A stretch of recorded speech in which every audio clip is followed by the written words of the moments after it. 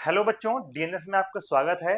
आज की क्लास में हम लोग डिस्कस करेंगे यूनिट 5 का लेक्चर नंबर 2, जिसका टॉपिक का नाम है classical definition of probability and example. इससे रिलेटेड क्या होंगे वो हम लोग डिस्कस करेंगे बीएससी फर्स्ट सेमेस्टर स्टैटिस्टिक्स के इस कोर्स का।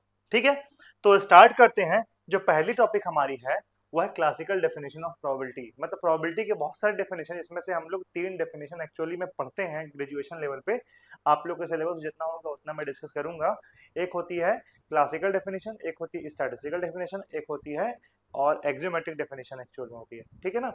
और एक सब्जेक्टिव प्रोबेबिलिटी भी होती है। Subjective probability is nothing, it is a Bayesian probability या फिर इनवर्स प्रोबेबिलिटी डेफिनेशन। बेसियन हम लोग आगे डिस्कस भी करेंगे क्या होती है। अभी हम लोग स्टार्ट करेंगे क्लासिकल डेफिनेशन ऑफ प्रोबेबिलिटी, जिसको आप लोगों ने 12th में पढ़ा भी होगा कि क्लासिकल डेफिनेशन क्या है। ठीक है ना, पुरानी डेफिनेशन प्रोबेबिलिटी की क्या है। तो आइए डिस्कस करते हैं इसको। मतलब जैकब बर्नौली ने भी दिया था स्टार्टिंग, मतलब जो कि प्रोबेबिलिटी की स्टार्टिंग हुई है इसी डेफिनेशन से ही स्टार्ट हुई है, फिर बाकी लोगों ने अपना अलग अलग डेफिनेशन दिया है। तो क्या कहता है कि this definition of probability sometimes called also as mathematical या प्रायरी डेफिनेशन। ठीक है ना, मैथमेटिकल प्रोबेबिलिटी बोलते हैं क्योंकि पूरा पूरा मैथमेटिकल पोर्शन इसमें यूज होता है। मैथमेटिकल सब होता है लेकिन ये बेसिक मैथमेटिक्स यहाँ पे यूज होती है। ठीक है ना, अभी आगे डिस्कस करेंगे हम लोग। Was proposed by Jacob Bernoulli. Bernoulli ने दिया है, इसी बेसिस पे इन्होंने अपना एक डिस्ट्रीब्यूशन भी दिया था, प्रोबेबिलिटी डिस्ट्रीब्यूशन। हम लोग आगे डिस्कस करेंगे, बर्नौली डिस्ट्रीब्यूशन को बोलते हैं। उसी से फिर उसी का जनरेशन होता है बायनोमियल डिस्ट्रीब्यूशन। मेन बेसिक यहाँ से स्टार्ट हुई होता है डिस्ट्रीब्यूशन, बर्नौली डिस्ट्रीब्यूशन से ये स्टार्ट होता है। ठीक है ना। तो according to the definition, if a random experiment, random experiment क्या होता है इसका ऑलरेडी हमने डेफिनेशन बता दी, जिसकी हमारे ऑल पॉसिबल आउटकम तो पता, बट आने वाला क्या है ये नहीं पता हो। ठीक है ना। If a random experiment leads to an exhaustive and mutually exclusive cases, all of which are equally likely. मतलब कि एन एग्जॉस्टिव मतलब जितने इवेंट है अगर उनका यूनियन लेंगे तो सैंपल स्पेस बन जाए। और फिर म्यूचुअली एक्सक्लूसिव, वो सारे के सारे म्यूचुअली एक्सक्लूसिव हो, मतलब कि अगर एक इवेंट हो रहा है तो बाकी बचे हुए n-1 इवेंट हो ना। ठीक है ना, मतलब एक अगर हो रहा है तो बाकी बचे हुए इवेंट की ना होने की चांसेस हमारी वही उसका होना ही बता दे। जैसे सिंपल से सिक्का उछाले तो हेड आएगा, टेल नहीं आएगा, टेल आएगा तो हेड नहीं आएगा। और ये एग्जॉस्टिव भी है। एग्जॉस्टिव कैसे है कि एच और टी को मिलाएंगे तो सैंपल स्पेस बन जाएगा। ठीक है ना। Cases all of which are equally likely, वो सब क्या है, इक्वली लाइकली है। And m of these cases are favourable to an event a, जिसमें से एम इवेंट, एन में से हम लोग एम इवेंट में इंटरेस्टेड हैं कि इनकी प्रोबेबिलिटी क्या होगी, वही हमारी इवेंट क्या होती है, फेवरेबल इवेंट होती है। Then the ratio m by n, मतलब जो हमारी फेवरेबल, जो हमारी चाहते हैं वो अपॉन में टोटल, जैसे हिंदी में पढ़ते हैं ना, अनुकूल परिस्थिति अपॉन में टोटल परिस्थिति, मतलब कुल परिस्थिति, या फिर इंग्लिश में फेवरेबल केस अपॉन में टोटल केस। तो यही है फेवरेबल केस जो हमारे चाहते हैं, टोटल केस हमारे पूरे ये हो गए। Is called the probability of happening of the event A. ये क्या कहलाता है, इवेंट ए की प्रोबेबिलिटी कही जाती है। एक बात याद रखे रहिएगा कि यहाँ पे ये चीज अगर लिखी गई है तो इस पे जरा सा नोटिस करिएगा, ये बहुत ही इंपॉर्टेंट लाइन है। एग्जॉस्टिव एंड एक्सक्लूसिव केसेस और इक्वली लाइकली, क्योंकि इसी से रिलेटेड ही हम लोग का बनेगा क्या, लिमिटेशन। तो उस केस में जो प्रोबेबिलिटी की डेफिनेशन होगी, probability of an event a is equal to m by n, मतलब टोटल हमारे फेवरेबल केस अपॉन में टोटल केस। ठीक है, तो ये हमारी डेफिनेशन होती है प्रोबेबिलिटी की, जो कि रेशियो के फॉर्म में होती है, जिसको हम लोग कुछ इस तरीके से पढ़ते हैं कि number of favourable cases to a upon में नंबर ऑफ पॉसिबल केसेस। ठीक है, तो according to this definition, probability of a is found a priori without actual experimentation. मतलब कि बिना किसी एक्सपेरिमेंट के हम लोग इस प्रोबेबिलिटी की डेफिनेशन को बनाते हैं। मतलब अगर सिक्का उछाल रहे हैं तो सिक्का उछालने के लिए हम लोग, सिक्का उछालने के लिए हम लोग क्या करेंगे, हम लोग सिक्का उछाल के देखेंगे नहीं।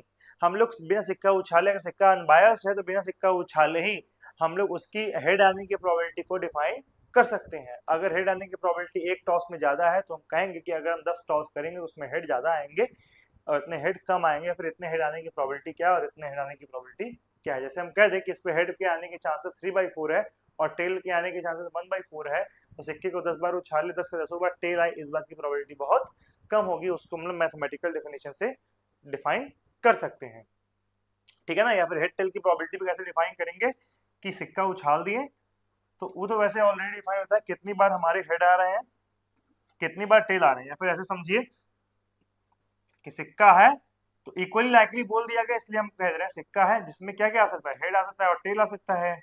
हमारा इंटरेस्ट किसमें है, हेड में है, तो कितने हेड है, एक हेड है, और टोटल इवेंट कितने हैं, दो है, तो यहाँ पे हेड आने की प्रोबेबिलिटी 1/2। सेम तरीके से जो कि टेल आने की प्रोबेबिलिटी वो भी क्या हो जाएगी, 1/2 हो जाएगी। ठीक है, without experiment. For example, if we keep using orderly example like fair coins, unbiased dice, standard deck of card, we can state the answer in advance a priori without tossing a coin, rolling a die or drawing a card। क्यों? क्योंकि हम लोगों ने मान रखा है कि equally likely है, म्यूचुअली एक्सक्लूसिव है, म्यूचुअली एग्जॉस्टिव है, ये तीनों चीजें हमारी, इनकी प्रोबेबिलिटी, ये तीनों चीजों की हेल्प से हम इनकी प्रोबेबिलिटी को डिफाइन कर ले रहे हैं। बट अगर ये ऐसा नहीं होगा तो हमारी यही डेफिनेशन लैक कर जाएगी, जो कि इसी के आगे जाके बनती है क्या, लिमिटेशन, जो कि हम लोग जस्ट इसके बाद वाले पार्ट में पढ़ेंगे। एक चीज समझ लीजिए कि हम प्रोबेबिलिटी को ऐसे भी लिखते हैं, जो मतलब कि अगर हमारे पास कोई इवेंट ए अपॉन में ए प्लस बी है, किसी इवेंट के होने की प्रोबेबिलिटी है और इसके ना होने की प्रोबेबिलिटी क्या है, ए बी अपॉन में ए प्लस बी, मतलब 1 माइनस कर देंगे तो आ जाएगा, कोई इवेंट ए की होने की प्रोबेबिलिटी ये हो गई, ना होने की प्रोबेबिलिटी ये हो गए, तो इसको हम लोग ऑड्स में भी डिफाइन करते हैं, ए रेशियो बी, मतलब ए के फेवर में बी के रिस्पेक्ट में ए इतना फेवर कर रहा है। अगर इसके अगेंस्ट में कहेंगे तो बी के रिस्पेक्ट में, अरे मतलब ए के रिस्पेक्ट में बी इतना फेवर हमारा ये कर रहा है। ये क्या दिखाएगा, बी अपॉन में ए प्लस बी, मतलब जो लिखा रहेगा उसको ऊपर लिख लीजिए अपॉन में इन दोनों का सम, जो ऊपर लिखा रहेगा अपॉन में इन दोनों का सम। ठीक है ना, तो ये ऑड्स ऑड्स के फॉर्म में हम लोग प्रोबेबिलिटी को डिफाइन कर लेते हैं। यहाँ पे लिखा है कि sometimes p a can be expressed by saying that the odds in favour of a are the, क्या हो जाएगा, एम अपॉन में एन माइनस एम, तो एम कर लीजिए अपॉन में m plus n minus m, तो कैंसिल आउट करेंगे क्या हो जाएगा, एम बाई एन, ये ए के होने की प्रोबेबिलिटी है। अब अगेंस्ट करेंगे तो क्या हो जाएगा, तो एम बाई एन था, देखिए, तो इसके ना होने की प्रोबेबिलिटी क्या हो जाएगी, 1 माइनस एन बाई एम, यानी कितना हो जाएगा, एन माइनस एम अपॉन में हम क्या लिख सकते हैं, एन माइनस एम, ठीक है, प्लस एम माइनस एम। ठीक है ना, ऐसे इसको ऐसे लिख सकते हैं, ये कैंसिल आउट होके एन हो जाएगा, देख सकते हैं। ठीक है ना, यही सेम टर्म है, ये कैंसिल करोगे तो एन आ जाएगा, तो ये हो जाएगा N minus M odd M आ जाएगा। ठीक है ना, जो कि यहाँ पे लिखा हुआ है। तो ऑड के केस में इन फेवर ऑफ ए हमारा ए रेशियो बी हो जाएगा, against favour of A B ratio A, ये क्या हो जाएगा, in the favour of B हो जाएगा ये। ठीक है, तो ये ऐसे डिफाइन होगा। At stated earlier, n is the number of total possible event या फिर number of exhaustive cases out of which m are favorable cases to the happening of a। Obviously the number of cases favorable to non happening of event a are, क्या हो जाएगा, n minus m। अगर m होने की chances है, मतलब m हम n में से m बार हो रहा है तो n माइनस m बार नहीं होगा, तो उसके रेशियो में हमारा जो इसका होगा, इसके होने की चांसेस होगी वो n minus one, n minus m upon में m होगा, जो कि इस फॉर्म में हम लिखा है b a b ratio b और b ratio a। thus the probability of a that will not happen denoted by p of a bar, ये कैसे डिफाइन होगा, n माइनस वन अपॉन में n। अब यहाँ क्या करिए, ऊपर वाला जो लिखा है m घटा दीजिए, m जोड़ दीजिए, तो ये सेम हो जाएगा ऊपर, तो ये हो गया a, ये भी हो गया a और ये हो गया b, या फिर इसको भी मान लीजिए, ये हो गया b और ये हो गया a, तो क्या हो जाएगा b ऑड a के फॉर्म में यहाँ इसे हम लोग लिख सकते हैं, which is equal to 1 minus probability of a। ठीक है ना, तो ये इस तरीके से हम लोग कर दिए। अब नेक्स्ट क्या है, it is to be stated here that probability of a is denoted by small p, हम लोग प्रोबेबिलिटी ऑफ a को स्मॉल p से डिनोट करते हैं, और इससे करस्पॉन्डिंग ना होने की जो प्रोबेबिलिटी होती है उसको हम लोग q से डिनोट करते हैं, और जहां पे अब होने और ना होने की प्रोबेबिलिटी का सम क्या हो जाएगा, 1 होगा, क्योंकि प्रोबेबिलिटी का ओवरऑल सम क्या होता है, 1 होता है। तो दो ही इवेंट है, एक होने की एक ना होने की, या तो कोई चीज होगी या तो कोई चीज नहीं होगी, तो दोनों को जोड़ देंगे तो प्रोबेबिलिटी क्या हो जाएगी, 1 आ जाएगी। ठीक है ना, क्योंकि हमारे होने की प्रोबेबिलिटी ये है, ना होने की प्रोबेबिलिटी। देखिए अब कोई चीज होगा कितना परसेंट होगा, p% होगा, और 100% में से p% कोई चीज होगी, ठीक है। 100% में से कोई चीज p% होगी तो कितना परसेंट नहीं होगा, 100 माइनस p% टाइम्स नहीं होगा, मतलब q% होगा, है ना। तो p% plus q% is equal to 100% होगा। अब वही है 100 से डिवाइड, अब यही परसेंटेज पर डिवाइड कर दिया, p टाइम्स होगा तो p by 100 q by 100 upon में इज इक्वल टू 1। तो ये क्या हो गया, ये हमारा p टाइम्स, यहाँ प्रोबेबिलिटी नहीं बोल रहा है, p टाइम्स बोल रहे हैं। इसको आप ऐसे समझिए कि इसका परसेंटेज से वैसे कोई रिलेशन तो है नहीं, लेकिन फिर भी आप लोग को मैं एक फील देने की कोशिश कर रहा हूँ कि प्रोबेबिलिटी के साथ हमेशा क्या होती है, 0 to 1 ही होती है।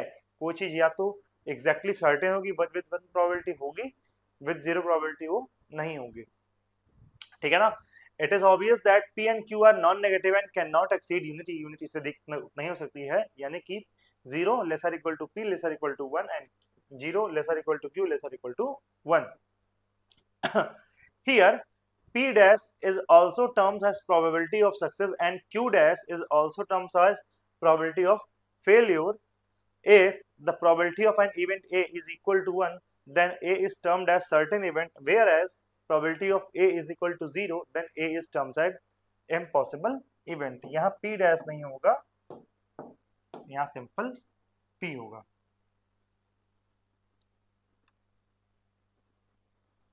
ठीक है ना। तो याद रख लीजिए, कोई इवेंट की अगर प्रोबेबिलिटी 1 है तो मतलब वो सर्टेन इवेंट है, किसी इवेंट की अगर प्रोबेबिलिटी 0 है तो वो क्या हो जाएगा, इम्पॉसिबल इवेंट। जैसे डाइस ले लीजिए, उसमें चारों छह तरफ 6 है, अब जब भी आप डाइस को थ्रो करोगे तो क्या आएगा, 6 आएगा, तो यानी कि 6 आने की प्रोबेबिलिटी वो क्या हो गई, फिक्स हो गई। नेक्स्ट क्या है, लिमिटेशन ऑफ, लिमिटेशन है ये, ठीक है ना, लिमिटेशन ऑफ क्लासिकल डेफिनेशन। तो देखिए क्या है, the classical definition of probability has certain drawbacks and fails at time in different situation as described below. अब ये इसकी लिमिटेशन है, और कहाँ पे ये मतलब इसकी लिमिटेशन आती है, क्या इसकी ड्रॉबैक कहाँ पे आती है, उसको हम डिस्कस करेंगे। क्या है देखिए, this definition emphasises that the event must be equally likely, thus it fails when various outcomes of a trial are not equally likely। हमने कहा था ना इक्वली लाइकली, यहाँ पे सर्टेन लिखा है, अगर यहाँ पे इक्वली लाइकली नहीं होगा तो ये डेफिनेशन फेल हो जाएगी, हो नहीं पाएगी। For example, if a dice is so biased that it gives number greater than 3 more often than number less than 3, मतलब कोई ऐसी का डाइस है जिसपे 3 से ज्यादा नंबर बहुत ज्यादा बार आ रहे हैं, और लेकिन 3 से कम नंबर जो है रिस्पेक्टिवली कम बार आ रहे हैं, तो डाइस क्या हो गई, बायस्ड हो गए। लेकिन ये डेफिनेशन क्या गया कि भैया कोई भी नंबर इसके आने की प्रोबेबिलिटी 1/6 होगी, सेम होगी, जबकि एक्चुअल में ऐसा नहीं है, क्योंकि जो मोर फ्रिक्वेंट हो रहा है उसकी प्रोबेबिलिटी आने की मोर चांसेस हैं, ठीक है ना। Similarly the definition also fails when suppose we have to find the probability of an operation to be successful as the event of success and failure are not equally probable। हम लोग किसी के यहाँ operation कराने जाते हैं, किस basis पे कराने जाते हैं कि कहाँ पे डॉक्टर अच्छे, कहाँ पे डॉक्टर खराब है। अब 50-50% की अगर चांसेस रहेगी तो हम लोग उसको बहुत बुरा मानते हैं in the case of hospital, कि 50% चांसेस है बचने की, मतलब बहुत रिस्क है ना। अब जितना ज्यादा प्रोबेबिलिटी बढ़ेगी उतना ज्यादा हम लोग के लिए अच्छा रहेगा, वहां पे भी ये डेफिनेशन फेल हो जाती है, ठीक है ना। This definition is useful only when we deal with card games, जब हम लोग कार्ड गेम से अगर डील करते हैं, या फिर कार्ड गेम की बात करें, कार्ड गेम से हम लोग मतलब कि प्रोबेबिलिटी निकालने की बात करते हैं, या डाइस गेम या क्वाइन टॉसेस, या फिर इस तरह की जितने भी इवेंट है जिसमें हमारी इक्वल लाइकलिटी हो सकती है, उस केस में ही ये हमारी डेफिनेशन अप्लाई हो पाएगी। It fails in situation when we try to apply to it to less orderly decision problems we counter in management, ठीक है ना। और यही फेल हो जाता है जब हमारी ये सारी एजम्पशन फॉलो नहीं करती है, और हमारी जो चीजें हैं हमारी लेस ऑर्डरली हो, मतलब ऑर्डर के फॉर्म में ना करें, डिसीजन हमको लेना हो कि करवाएं कि ना करवाएं, जिसमें कोई फिक्स ना हो कि हमारी कोई लाइकली इवेंट है कि नहीं है, तो उस केस में ये डेफिनेशन फेल हो जाती है, ठीक है ना। इट डज नॉट कंसीडर दो situation that are unlikely but that could be conceivably happen. ये ऐसे इवेंट को भी कंसीडर नहीं कर सकता जो कि अक्सर आते तो नहीं पर हो सकते हैं। जैसे हम कहें भूकंप आने की प्रोबेबिलिटी क्या है, तो लोग नहीं जोड़ते हैं, लेकिन भूकंप तो आ सकता है, ठीक है ना। आगे फिर क्या है, like the occurrence of coin landing on its edge, ये चीज की बात नहीं करती है कभी ये डेफिनेशन कि कॉइन जो है अपने एज पे गिर जाए, जो कि गिर सकता है, ठीक है ना। और room burning down while we are watching TV, हो सकता है कि घर जल जाए अगर हम टीवी देख रहे हैं तो, ये भी सिचुएशन पॉसिबल है, ठीक है। And the situations are extremely unlikely but not impossible, ऐसे सिचुएशन ऐसे अक्सर होते तो नहीं है, बट ऐसा नहीं है कि नहीं होगा, ठीक है। फिर नेक्स्ट क्या है, in case that exhaustive number of cases in a trial is infinite, जो total number of exhaustive trial है वो क्या हो, अगर इनफाइनाइट हो उस केस में प्रोबेबिलिटी है नहीं हो पाएगी, क्योंकि इनफाइनाइट होगी तो प्रोबेबिलिटी क्या हो जाएगी, जीरो हो जाएगी, ठीक है ना। तो अगर in some situation there are may be difference of opinion with respect of the with respect to the ways of the forming the possible and favorable outcomes, ठीक है ना। कभी कभी ये डेफिनेशन इसलिए फेल हो जाता है कि लोगों के नजरिए अलग अलग हैं, जिस बेसिस पे वो देख रहे हैं कि इन सब situation there may be a difference of opinion, अलग अलग ओपिनियन में डिफरेंस होने के कारण with respect to the way of forming the possible and favourable outcomes, जब पॉसिबल और फेवरेबल आउटकम जब हम लोग काउंट करते हैं तो हो सकता है कि पर्सपेक्टिव अलग हो जाए या ओपिनियन अलग हो जाए, जिसके बेसिस पे वो सही से प्रोबेबिलिटी फाइंड नहीं कर पाते हैं, ठीक है। इतनी बात समझ में आ गई होगी। ये हमारी ग्रेजुएशन की क्लास चलती है बीएससी मैथमेटिक्स बायोलॉजी और एग्रीकल्चर और बीकॉम की, जिसमें हम लोग बीएस नवोदय बैच के थ्रू बीएससी फर्स्ट और थर्ड सेमेस्टर की क्लासेस चलाते हैं, जिसकी ऑफर प्राइस इस समय चल रही है मात्र 1250 रुपए। इसके अलावा जो कोर्स होगा सर आप लोगों को बता ही रहे होंगे। और कोर्स के फीचर क्या है, ऑनलाइन इंटरेक्टिव क्लासेस है, लाइव डाउट क्लास है, क्लास प्लस हैंडेड नोट्स भी मिलता है, पीवाईक्यू मिलते हैं, one shot revision unit wise भी आप लोग को मिलता है, जिसकी वैलिडिटी आपकी है एग्जाम तक, मतलब एग्जाम तक आप अच्छे से इसकी पढ़ाई कर सकते हो। और कोर्स की ड्यूरेशन जो है 3 महीने है, मतलब 3 महीने में सिलेबस आप लोग की ये खत्म हो जाएगी। इससे ज्यादा जानकारी के लिए इस नंबर पर कॉल या व्हाट्सएप करें और हमारे इस ऐप को डाउनलोड करके स्टडी मटेरियल भी डाउनलोड कर सकते हैं। उसके बाद ये कुछ एग्जांपल्स हैं, जैसे पहला एग्जांपल क्या कह रहा है, आसान सा है, find the probability of getting head in a throw of a coin.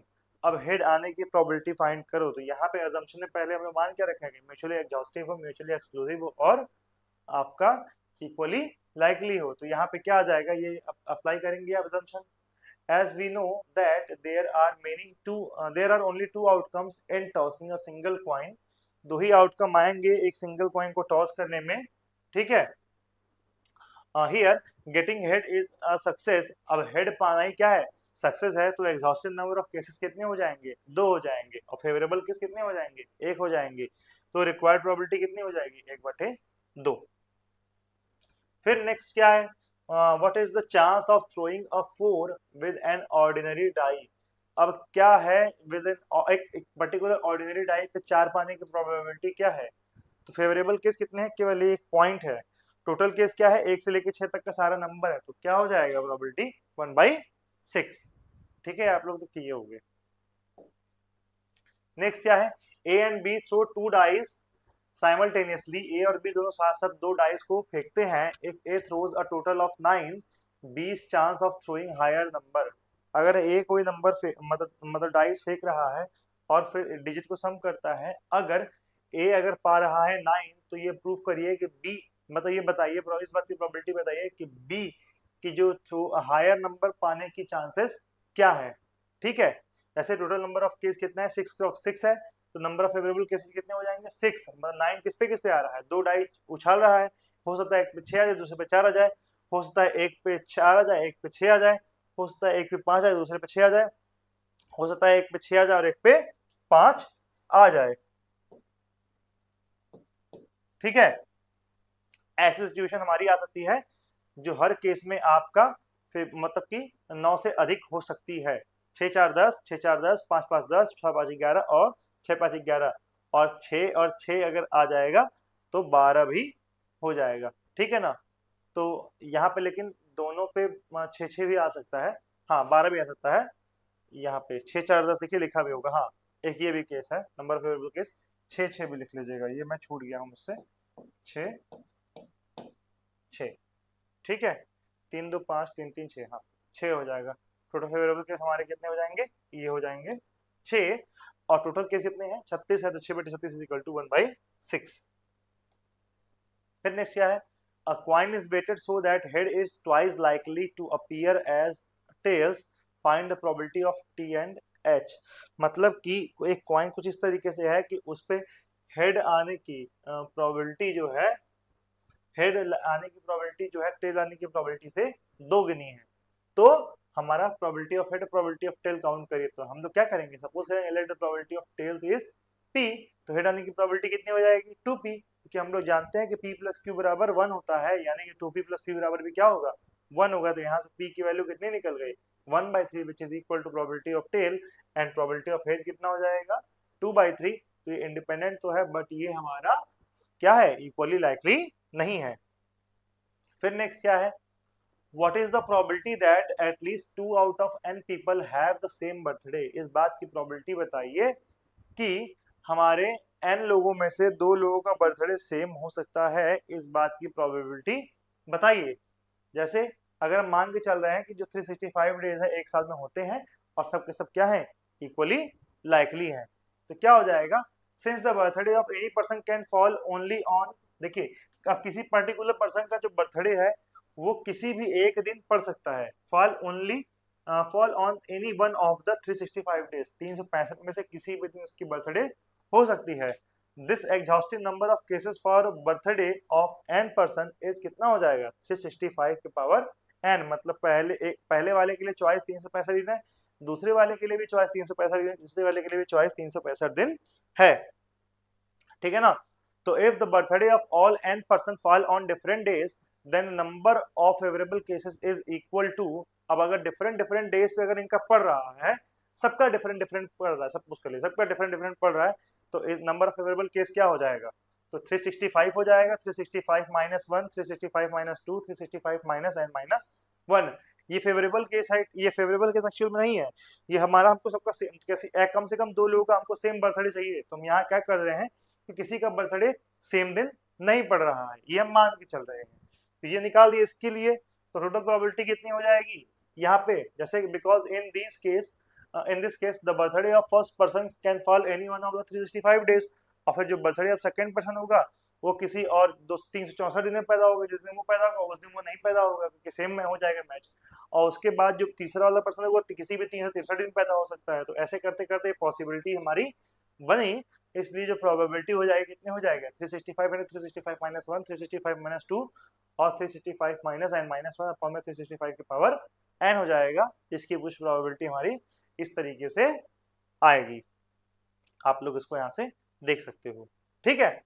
फिर हमारी ये ग्रेजुएशन क्लासेस चलती है, आप नवोदय बैच के थ्रू आप बीएससी फर्स्ट और थर्ड सेमेस्टर का कोर्स अवेल करा सकते हो, ठीक है, मात्र 1250 रुपए की ऑफर प्राइस पे, जिसके कुछ फीचर्स क्या हैं, ऑनलाइन इंटरैक्टिव क्लासेस है, लाइव डाउट क्लास है, क्लास प्लस हैंड नोट्स मिलेगा आप लोग को, पीवाईक्यू भी कराया जाएगा, one shot revision unit wise भी कराया जाएगा।